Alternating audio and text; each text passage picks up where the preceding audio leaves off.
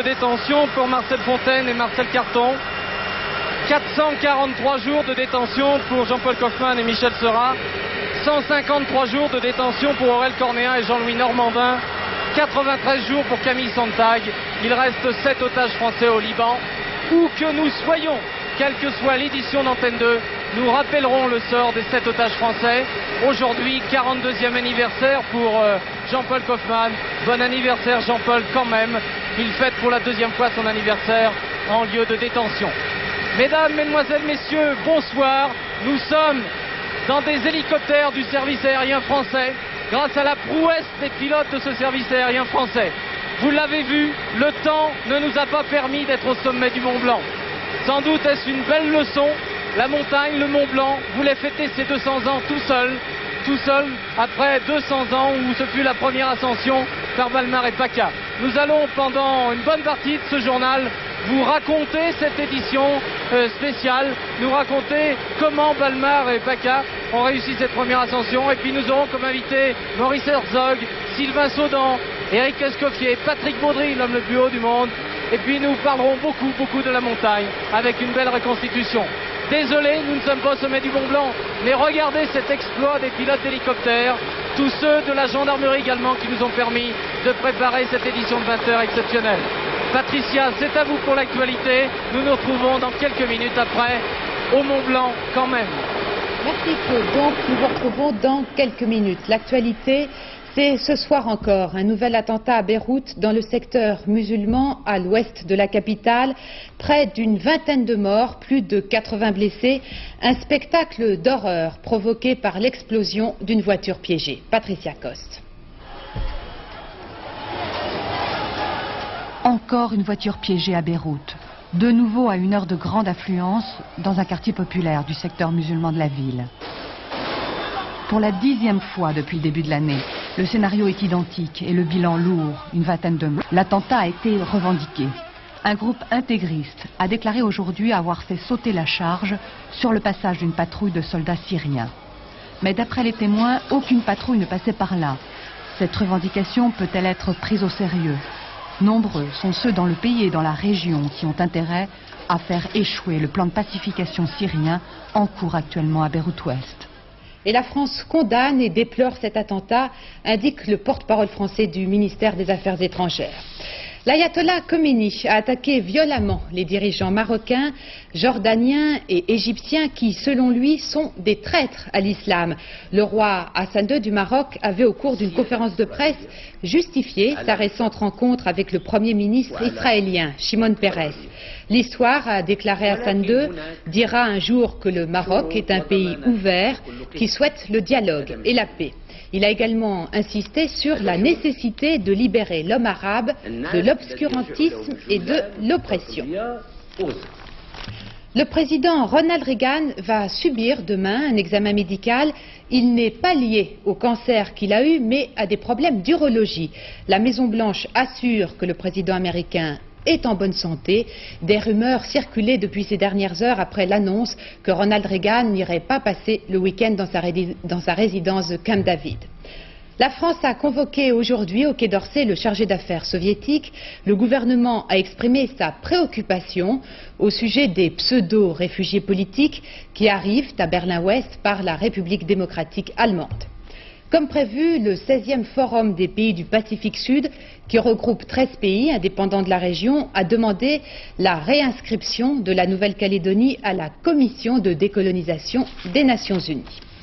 Dernière ligne droite à l'Assemblée nationale pour le projet de loi sur l'audiovisuel. Le texte est adopté en première lecture après le rejet de la motion de censure. Rachid Arabe. TF1 sera privatisé, la haute autorité remplacée par le Conseil de la communication et des libertés. La loi Léotard arrive au bout de ses peines. La motion de censure déposée par les socialistes a été rejetée. À l'accusation du PS pour qui la loi de l'audiovisuel est pernicieuse, trompeuse et contradictoire, le Premier ministre a répondu qu'il prenait l'engagement que tout se passerait de la façon la plus honnête et la plus transparente. Après la discussion générale, François Léotard a simplement pris la parole pour regretter que les socialistes n'aient pas accepté de débattre. Dernier chahut après 3 jours d'un débat sans grande passion. Les socialistes doivent décider maintenant s'ils saisissent ou non le Conseil constitutionnel, comme l'avaient fait les sénateurs au mois de juillet. Vive polémique dans la classe politique après les déclarations d'Albin Chalandon au journal Le Monde. Le ministre de la Justice met en cause le rôle du Conseil constitutionnel. Il estime que son pouvoir discrétionnaire très vaste constitue une anomalie. Réaction de Roland Dumas, ses propos sont déplacés, dit-il, venant d'un ministre de la Justice. Au moment où s'achève la deuxième réunion de discussion sur la Normed, un industriel marseillais vient d'annoncer son intention de racheter le site des chantiers navals de la Seine pour créer une nouvelle entreprise. Nicolas Jacobs. Moi, personnellement, je suis prêt à m'allier avec le diable. Formule choc, effet de surprise, Charles Scalia, le maire de la Seine, n'a pas lésiné pour présenter ce matin cette possibilité de reprise. En l'occurrence, ce n'était pas le diable, mais l'industriel marseillais Maurice Génoyer. Le site et le savoir-faire de la Normed l'intéressent. Spécialisé dans la tuyauterie, il pèse 650 millions de francs. Mais il prévient, la navale, c'est terminé. Seules 3 activités l'intéressent, la sous-traitance pour la Marine nationale, le développement de nouveaux matériaux et la tuyauterie. Au total, Génoyer pourrait injecter 100 millions de francs en 2 ans, mais ne créer que quelques centaines d'emplois, sans plus de précision. Un dégraissage difficile à accepter par les syndicats qui accueillent quand même assez favorablement ce plan. Mais tout cela n'est encore qu'un projet, il faudra 3 à 4 mois avant d'en connaître la solidité. Près de 3 millions de francs, c'est le montant de l'escroquerie commise par de faux réfugiés politiques africains aux dépens des assédiques. Munis de faux papiers, ces Africains demandaient des allocations d'insertion prévues par la loi. Ce n'est pas la première fois que les allocations chômage sont victimes de telles manipulations. Bruno Ledreff. Voici la carte de France des escroqueries aux assédiques. En fait, Paris et Lyon, auxquelles s'ajoutent toutes les villes du sud de la France, sont concernées. Au choix de techniques, faux chômeurs, faux réfugiés politiques. La filière zaïroise, démantelée en avril 82, reste à ce jour la plus grosse escroquerie du genre. 18 zaïrois s'étaient inscrits sous des identités différentes dans les agences pour l'emploi de Lyon, Bordeaux, Toulouse, Marseille et Paris. Certains recevaient ainsi entre 30 et 110 000 francs par mois. Plusieurs gangs à structure familiale ont ainsi encaissé des sommes considérables. C'est cette même technique du faux réfugié politique qui a été dernièrement utilisée à Toulouse jusqu'à ce qu'une enquête de police ne dévoile la supercherie. En novembre 82, la mode revient aux faux chômeurs. Plusieurs dizaines d'entre eux sont découverts à Marseille et inspirent peut-être le milieu parisien. Ainsi, le 15 octobre 85, on démantèle une véritable mutuelle du truand. 11 millions de francs détournés par plusieurs centaines de personnes. Eden Club et Film d'Avoriaz, de fausses sociétés, font opportunément faillite et permettent aux truands reconvertis en chômeurs de bénéficier eux aussi des assédiques. Fontenay-sous-Bois, la polémique se poursuit toujours. 8 victimes du fameux voleur à l'arraché de l'Est parisien auraient reconnu des objets leur appartement parmi les objets retrouvés chez William Normand. Cet après-midi, quelques centaines de personnes assistaient aux obsèques de William Normand, ce jeune homme tué il y a une semaine par le policier Éric Léniel. Beaucoup d'émotions et bien sûr la douleur d'une mère.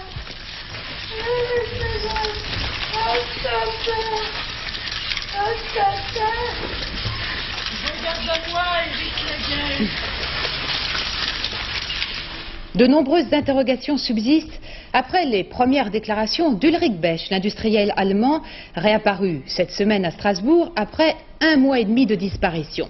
L'industriel allemand avait été entendu près de 7 heures au palais de justice de Lisieux. Hervé Brusini. Normalement, j'ai la tête assez claire, hein, et je n'avais pas bu beaucoup. Hein. J'ai hésité de contacter directement un commissariat de police pour raconter une chose que je ne comprenais même pas moi-même. Et les enquêteurs, eux, ont-ils compris? Pas sûr.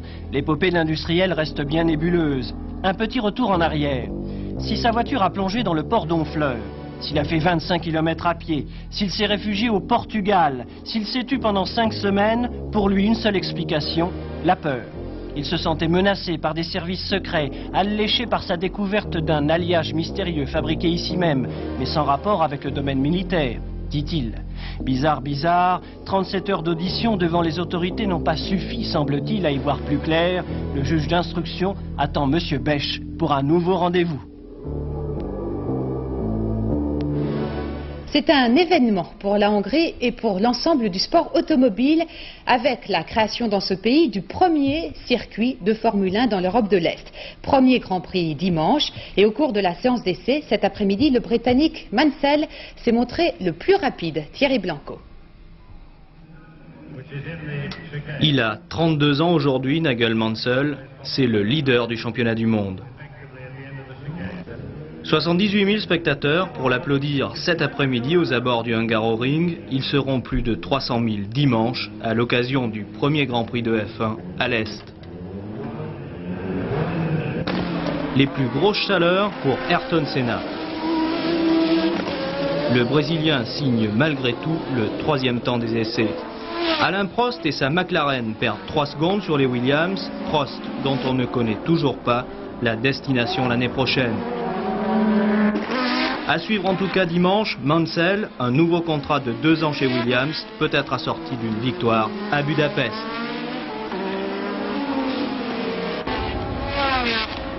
Le tiercé, demain, il se déroule à Enghien, 13 partants seulement. Voici les pronostics de Pierrette Bresse. Le 6, le 10, le 12, le 13, le 9, le 5 et le 7. Enfin, une image spectaculaire, celle de la prise record d'un requin de 1570 kilos au large des côtes de l'État de New York. Vous le voyez, c'est un pêcheur américain qui a capturé ce requin blanc de plus de 5 mètres. Il bat ainsi le record précédent et il faut dire qu'il a été aidé pour cette prise par un autre chasseur de requins qui avait participé au célèbre film Les Dents de la Mer, mais cette fois-ci c'était vrai. Il est temps maintenant de rejoindre toute notre équipe en direct du Mont Blanc. À vous donc Claude Sérillon pour la suite de cette opération exceptionnelle à l'occasion du bicentenaire de l'ascension du Mont Blanc. À vous Claude. Et oui Patricia, j'ai vu des choses superbes depuis que je suis arrivé aujourd'hui. Alors vous voyez derrière nous le soleil qui est en train de se coucher. Hélas, nous ne sommes pas sur le sommet du Mont Blanc. Mais je trouve que c'est une belle leçon après tout. La montagne a dû se dire, ces messieurs ne le méritent peut-être pas. Et puis mes 200 ans, je vais les fêter toute seule. Tant mieux, merci le Mont Blanc quand même de nous accueillir. Nous sommes à 3100 mètres. Près du refuge du Grand Mulet, je crois. C'est un peu moins beau tout en haut, mais c'est quand même tout à fait fantastique. Les hélicoptères nous ont amenés ici avec des vues superbes que vous avez sans doute pu admirer. Alors moi je vais vous présenter nos invités avec qui nous allons parler de la montagne bien sûr, parler des exploits sportifs aussi. Alors il y a Eric Escoffier qui est complètement à ma gauche, Eric Escoffier qui a tenté un enchaînement de sommets, pas tout à fait réussi mais quand même pratiquement pour les 2 tiers réussi. Eric Escoffier on se verra tout à l'heure. Maurice Herzog. Maurice Herzog, c'est vraiment un plaisir de vous accueillir parce que je sais